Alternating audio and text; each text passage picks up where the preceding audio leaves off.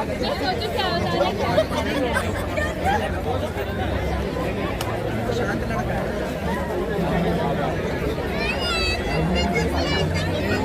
निकलेंगे ना, नसरुद्दीन निकला जो भीड़ निकलेगी एकदम। भीड़ तो ऐसे भी हाँ से बता रहा हूँ। जानने वाले मिल गए। साहिन भाई यहाँ भी है।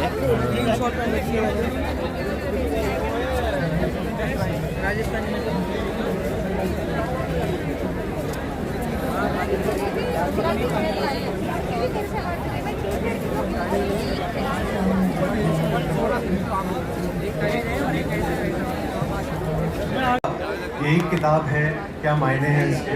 तो सबसे पहले ये सिंपल लफ्ज़ों में मैं क्लियर कर देता हूँ। ये इस किताब का लॉन्च भी है।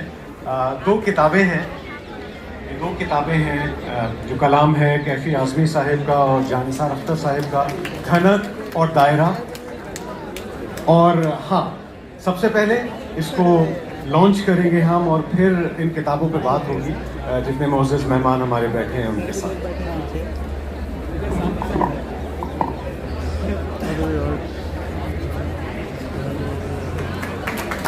खनक दायरा, द सर्कल, द रेनबो।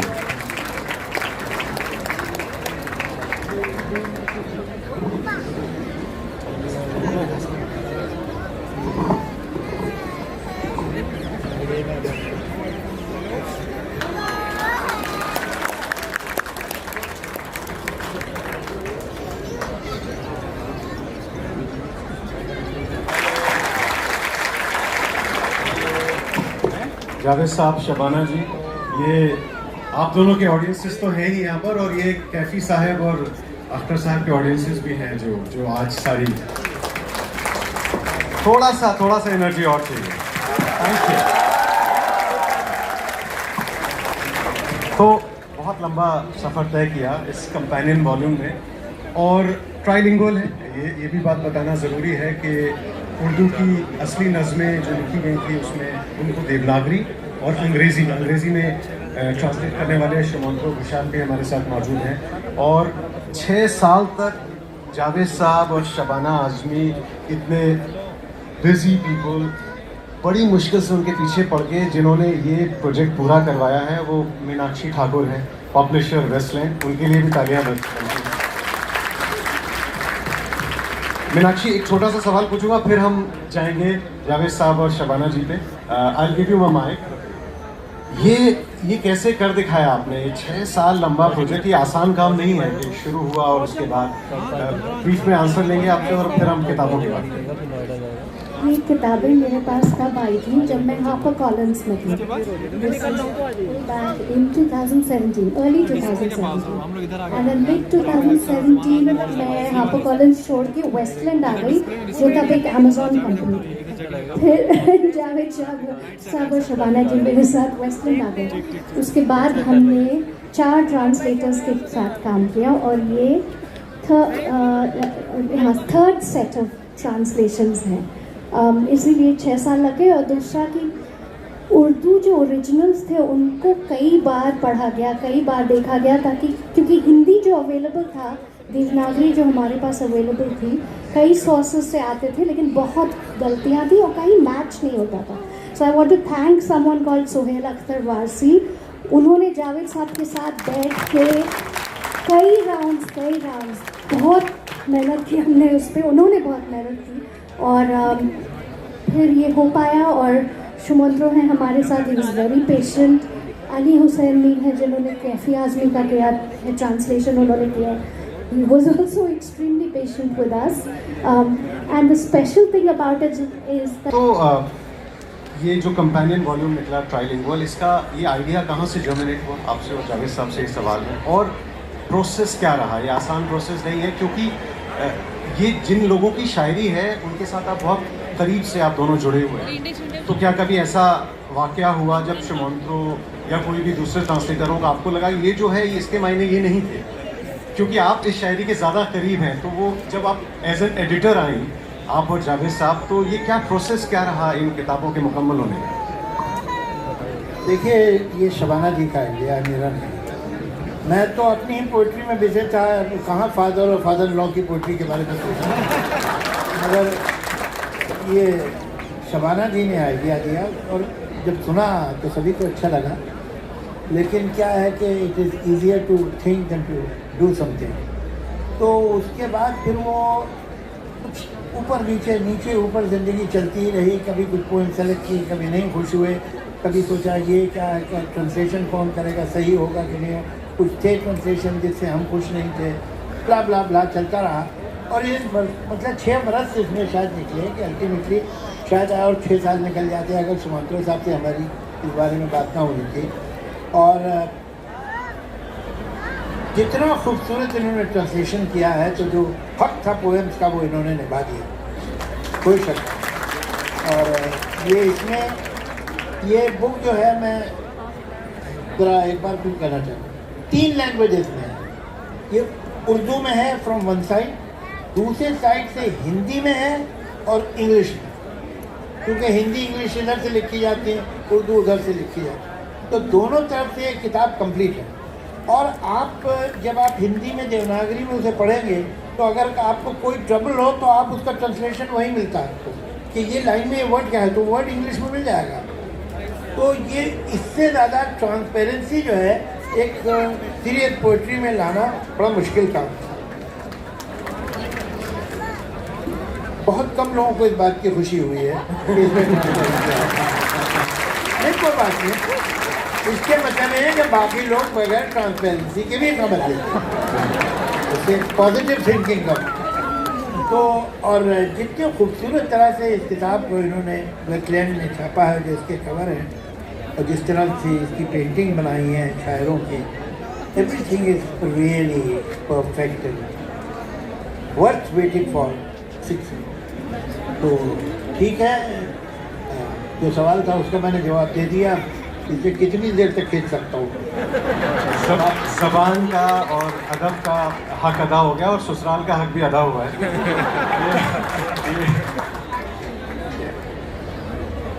मुझे हैरत है कि हमने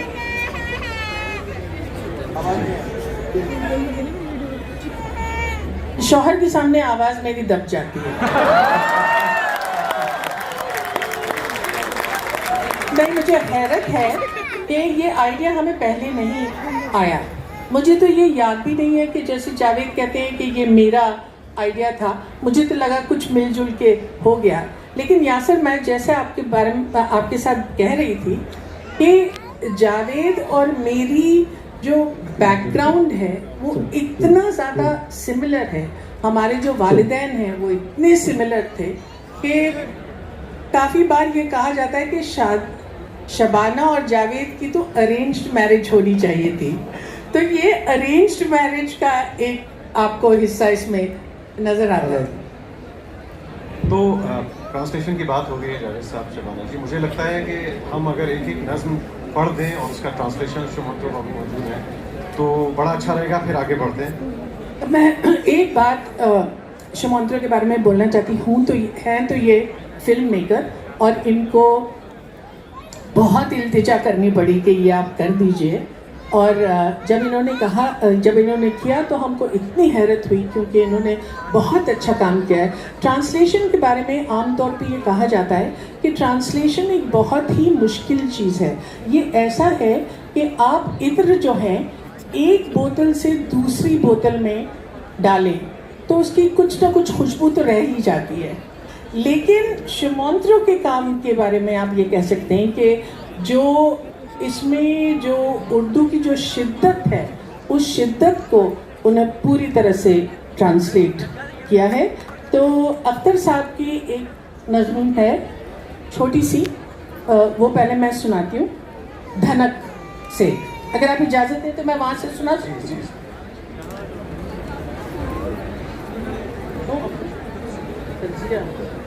तंजिया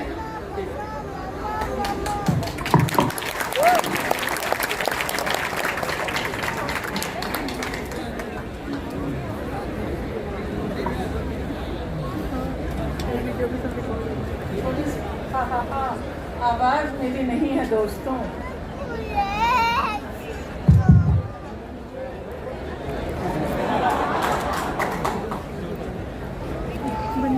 तज्जिया।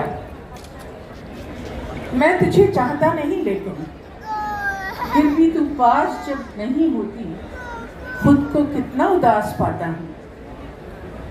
तुमसे अपने हवास पाता हूँ, जाने क्या धुन समाई रहती है। इनको मंटो और साहिर की बम्बई से निकाल के हीरो गालिब की दिल्ली में लाया जाए। अच्छा, फैंस का ये मतलब भी पढ़ा आपके लिए कि गुलों में रंग भरे बादलों बाहर चले, चले भी आओ कि गुलशन का कारोबार चले। लेकिन आज बिलाखिर 7 साल के बाद मुझे बहुत खुशी है कि आप दोनों इस गजल के मकते तक आ गए हैं। मकाम फैस कोई राह में जचा ही नहीं, जो कुएं यार से निकले तो सुएदार चले। तो अहले दिल्ली से ये गुजारिश है कि इस बात का सबूत दें कि वाकई अगर इनको कुएदार से निकल के और आना हो तो सुएदार तक ही है।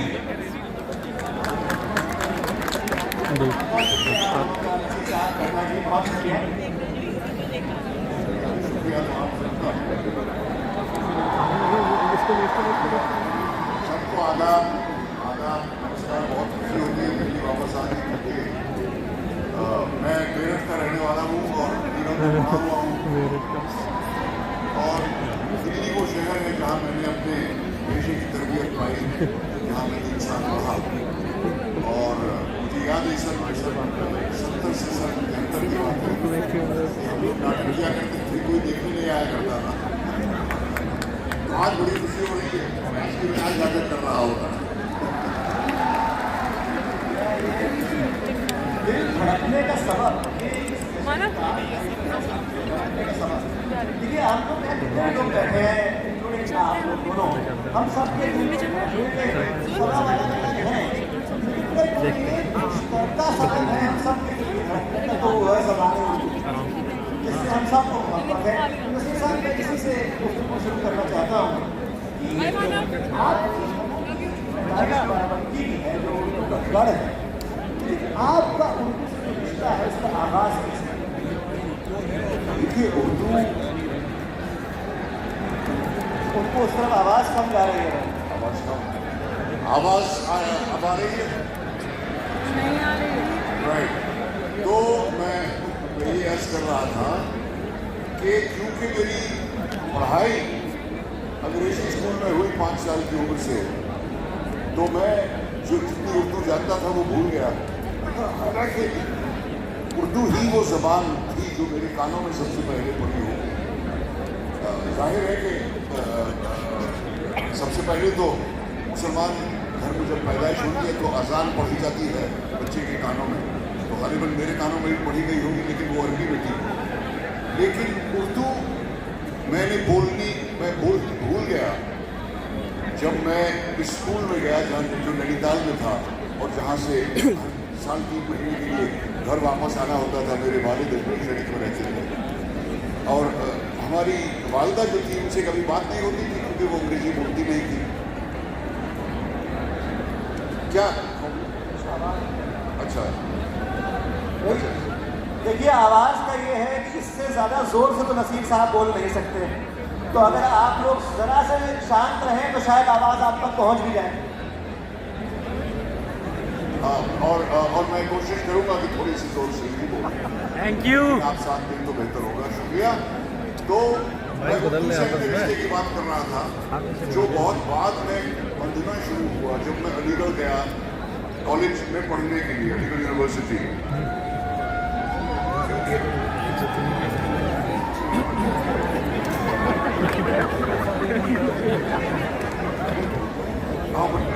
इतनी आवाज़ों के साथ बोलना ज़रा मुश्किल है, तो ज़रा सा आप सब्र करें। थोड़ा सा अगर कानों को तकलीफ है तो शायद सुनाई दे जाए कि मैं क्या हूँ।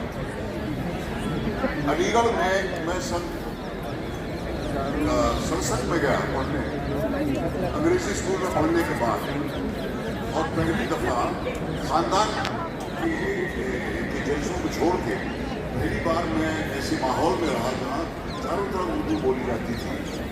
और धीरे धीरे मैं खुद भी बोलने लगा क्योंकि मुझे एहसास हुआ कि ये ज़बान तो मैं जानता हूँ और ये ज़बान मुझे खुद भी बोलनी चाहिए। तब मैंने बोलनी शुरू की। उसके बाद दिल्ली आना हुआ और फिर उर्दू के नाटक में बहुत करना चाहता था, लेकिन इस कदर कमी है उर्दू के ड्रामों की कि मैं कर नहीं पाया जब तक मुझे कहानियां न मिली। लेकिन जो रिश्ता पक्का हुआ उर्दू से मेरा, वो गालिब के जरिए। मैं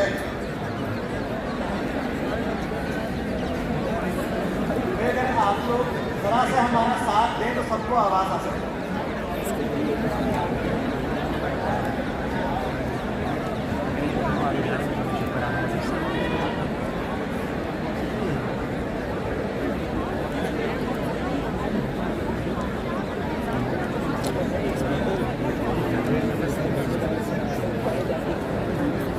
ठीक है, अब आप लोग थोड़ा सा शांत रहिए, आवाज सबको आएगी।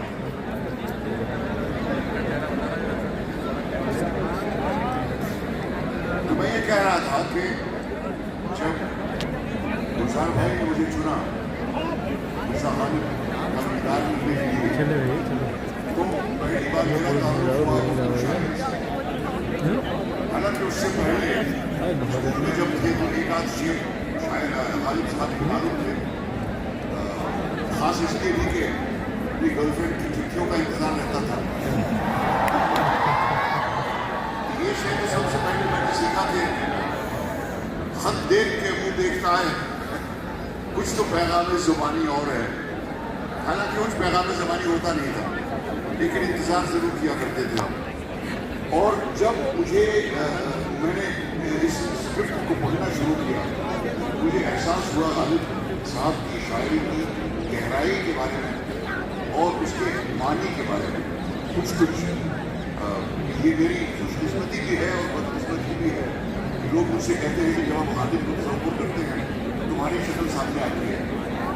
हालांकि मेरी शक्ल गालिब साहब से बिल्कुल नहीं मिलती। बाय द वे, गालिब साहब की एक तस्वीर है जो मैंने देखी है, लेकिन ये मेरी खुशकिस्मती भी है और बदकिस्मती भी है, क्योंकि लोग मुझसे उम्मीदें करते हैं कि मैं गालिब इस तरह की बातें करूँ। वो मुमकिन है नहीं मेरे लिए, और मेरे ख्याल से गालिब को इतनी शोर वाली महफिल में कभी कुछ सुना नहीं पड़ा होगा।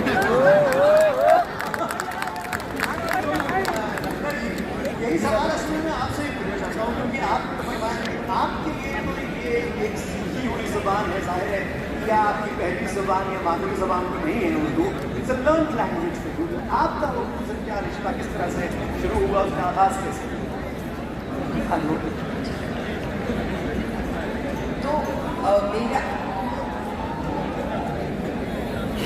रिश्ता उर्दू से बचपन में बना, क्योंकि मेरी माँ के बहुत सारे दोस्त, मेरी माँ इंडियन पीपल्स थिएटर एसोसिएशन इक्टा में काम किया करती थी, और उनके बहुत सारे दोस्त बहुत अच्छी उर्दू बोलते थे, बहुत सारे शायर उनके दोस्त थे और लेखक उनके दोस्त थे। इक्टा में काम करते थे साथ में करके, ये सब साथ रहते थे। और मैं बचपन से ही उनके घरों में जाया करती थी। उनकी बातें समझ में बिल्कुल नहीं आती थी, बिल्कुल ज़बान की मानी नहीं असर करते थे मुझे, लेकिन वो साउंड और उसकी खूबसूरती, उसकी मिठास, वो कानों में बचपन से पड़ी। बोला बहुत कम मैंने, लेकिन वो मेरे कानों में वो बचपन से रही है।